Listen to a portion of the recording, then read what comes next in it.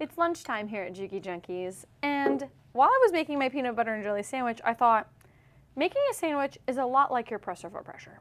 If you apply way too much pressure to your sandwich, everything just kind of starts seeping out. The jelly, the peanut butter, all of it just kind of just starts oozing out.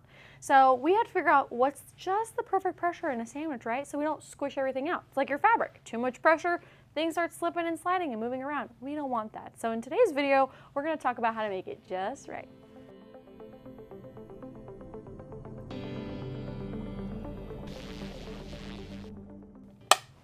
Hey guys, welcome to episode 2 of the Sewing Junkie Lab. I am Boki, your solution scientist, and in today's episode we're going to be talking about presser foot pressure. Hopefully by the end of this video, a lot of things are going to get covered, including what is presser foot pressure, what does it affect, when do I need to change it, how does that coincide with the micro lifter, how does the micro lifter coincide with the knee lifter. It's kind of like a domino effect of things, so hopefully by the end of this you'll have a full understanding of when to change things and fix them as needed for your project.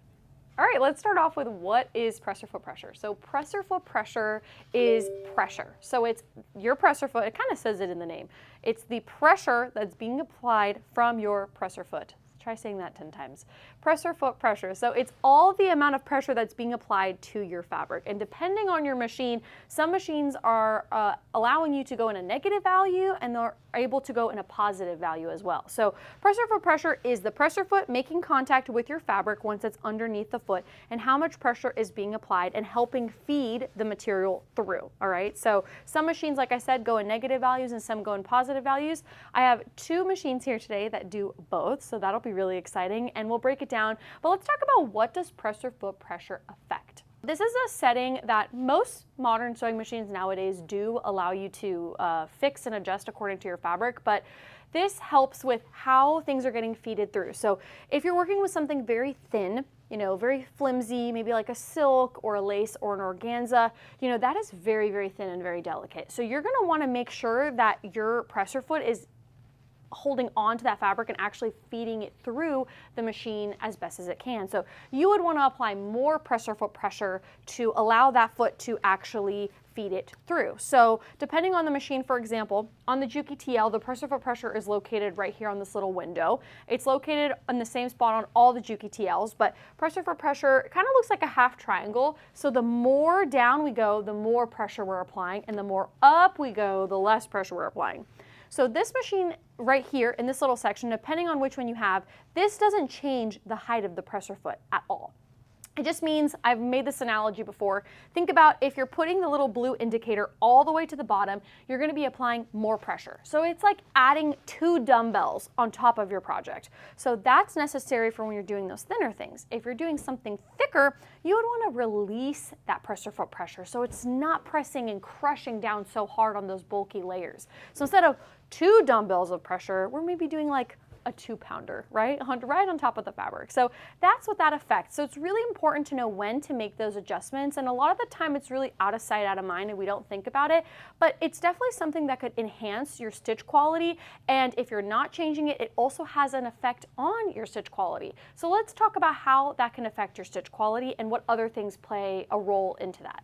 So as far as it affecting your stitch length, you might notice that if you're working with something very thick and you have too much presser foot pressure, it could be making marks on your fabric, it could be making your stitches way too tight, it could even cause a result of skipping stitches too. So if you have ever experienced skip stitches or shredding of stitches, we have a really great video, I'll link it down below for you guys, and that video talks about what causes shredding and skip stitches. That's a great kind of check through list to go through to see what could also be causing that. Especially like stretchy fabrics, if you have way too much presser foot pressure, it's going to cause things like the fabric to be stretched out too much. It's going to cause puckering. Puckering is a big one. So things like that are caused from not having the right amount of presser foot pressure. So let's talk about how this compares to the positive and the negative values, right? So some machines allow us to do negative values and some of us allow us to do those positive ones. So most sewing machines just have that positive value ratio, meaning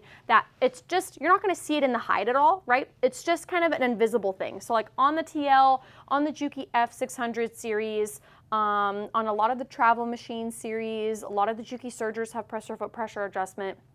This just means it's one standard setting. When you put that presser foot down, the foot is not moving if you adjust this at all. It's in one set position, but again, it's a secret analogy. Are we putting a lot of dumbbells, or are we putting just kind of like a 2-pounder on top, right?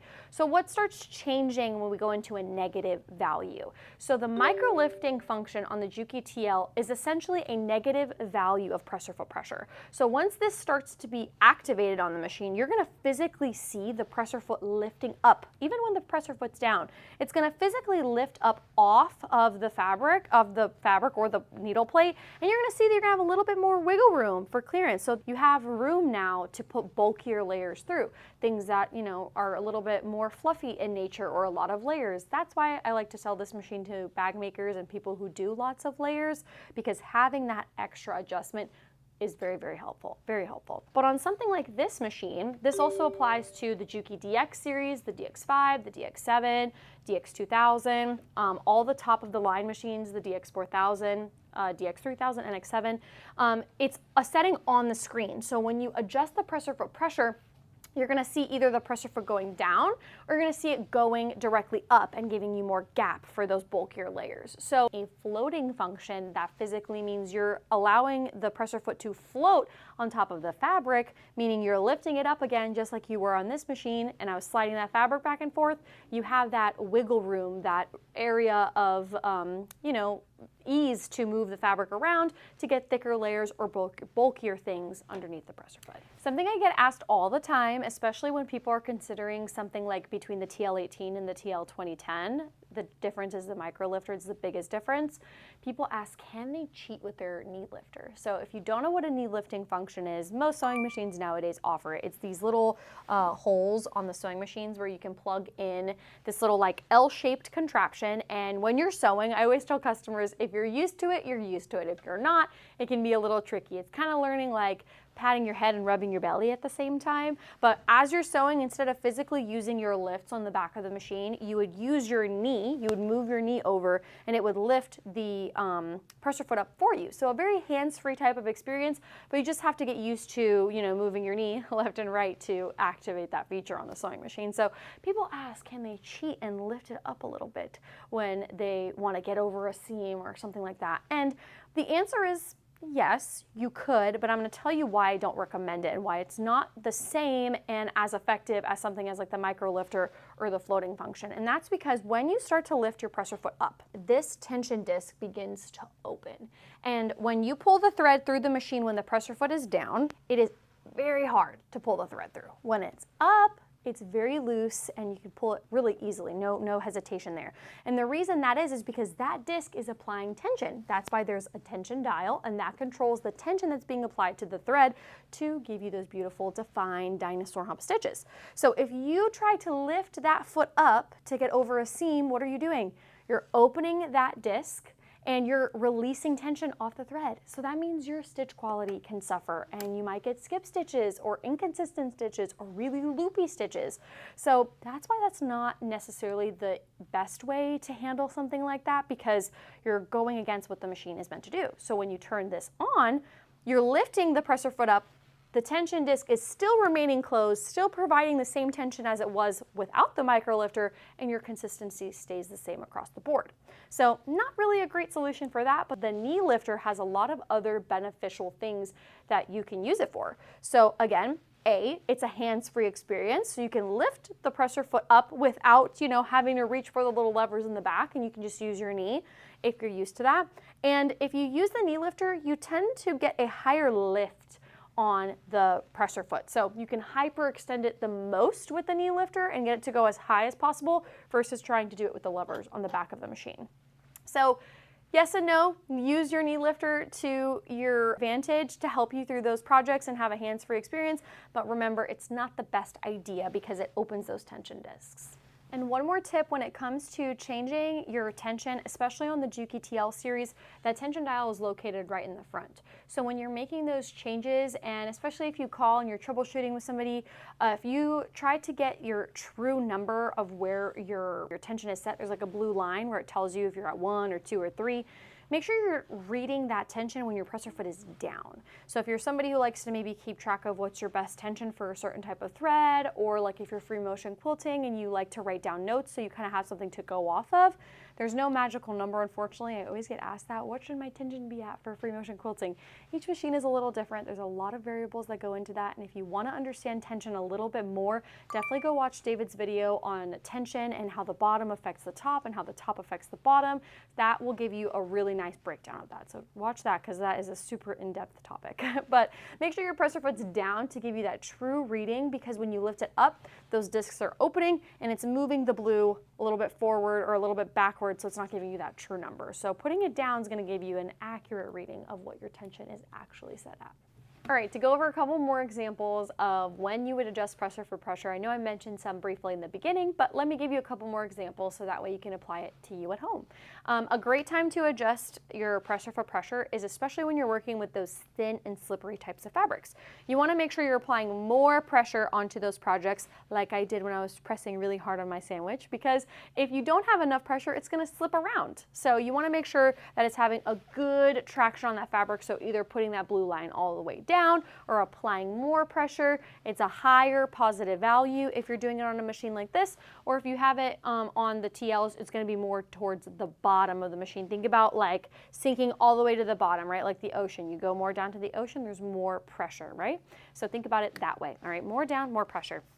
Another great example is if you're working with like corduroy or velvet, or even like vinyl and things like that, where it's a textured fabric and you don't want to leave any marks on the fabric. You don't want it to get crushed. You want to maintain like the beautiful texture of that fabric. You might want to alleviate some of that pressure on those types of fabrics. Always do like a little test sew before you run into the project and then realize you've made marks on the whole thing. That's a great time to alleviate some of the pressure to maintain the structure of the fabric. That also applies to if you're ever working with foam, like soft and stable, like kind of foams, or a very lofty type of batting. You don't want to crush those types of materials. You're using them because they're giving the project a nice fluff, nice stability. So make sure you alleviate some of that pressure again to help maintain the structure of that material. Another great example of reducing your presser foot pressure would be knits. If you're working with things that are very stretchy, that have a lot of play, four-way stretch, if you're making leggings, swimwear, spandex, anything that's flexible and has a lot of give to it, you don't want to apply a lot of pressure, because what's happening is it's pressing down on the fabric and it's actually going to stretch it out, and you don't want to stretch that fabric out. You want the fabric to stretch when it's on you or when you need it to stretch, not during the assembly. So keep that in mind as well.